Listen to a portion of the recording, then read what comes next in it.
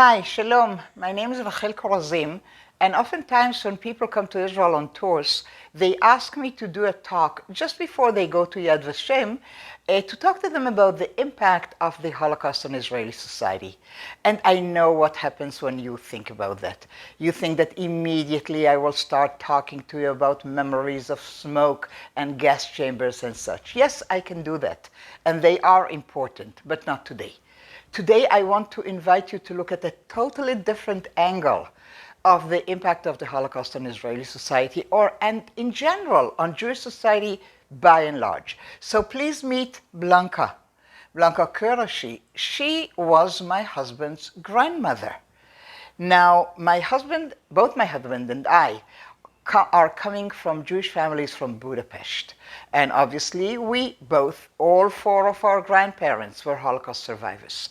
So you would think, you must have a very similar family history to each other. Well, this is exactly the point. We do not. And when you think about differences among Jews and Israelis, you may think about left and right, and religious and non-religious, and Jews and Arabs, and what have you. Well, I want to suggest to you that we Jews manage to have differences, even from people who are all Ashkenazim, and all come from Hungary, and all are descendants of survivors, and yet. So let us look at both our families. When Yossi and I got together here in Israel, and that's a long story, which I'm not telling you either, but we are a second marriage. And so when we got together and got married, all four of our parents were still alive. And I went after the wedding, after the chuppah, to my mother-in-law, Steffi, Yossi's mother, who was the daughter-in-law of Blanca. And they come from literally an aristocratic Jewish family in Budapest. They would have been what we would call today assimilated. However, not far enough for Hitler not to get them. And they lived in the fancy part of the city in a beautiful villa. And if you think that Hungarian Jews were either Orthodox or Hasidic or Neolog, think again.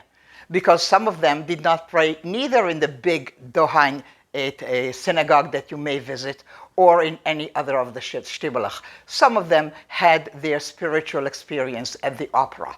And this is the family of my husband. If you just walked about 15 minutes from the place of that fancy villa that this bride came to live in when she married Yossi's grandfather, you would reach the heart of the Orthodox Jewish ghetto of Budapest today, that you visit today, I know, for the pubs, but it used to be very, very different.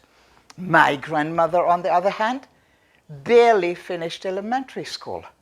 Her mother had died when she was 12. She was the oldest sister. She needed to raise the family, the younger brothers and sisters. She could read fluently her Siddur and Machzor, which I inherited from her. Now, I'm coming back to that scene after my wedding to Yossi. And so I asked my mother-in-law, Stefania, coming from this part of the family, Steffi, tell me honestly, had the Holocaust not happened, would it be at all possible for somebody from your background to marry somebody from ours? And she looked at me, sort of semi-hugging me, and said, of course not, darling. They were so primitive. And you know, this was after the chuppah. So I went to Mom, who was there, and said, Mom, tell me honestly, had the Holocaust not happened, would it be at all conceivable for any of us from our background to marry somebody from their background? She looks at me like my mom would and said, are you nuts? They were practically not Jewish. So this is the family of the also primitive and practically not Jewish. And we are one of the results of what the Holocaust had done to Jewish demography. We moved to different places. We changed in our life. I could tell you a lot about that, whether you come to Israel and we meet here, or you check into one of the lectures that I offer about the topic.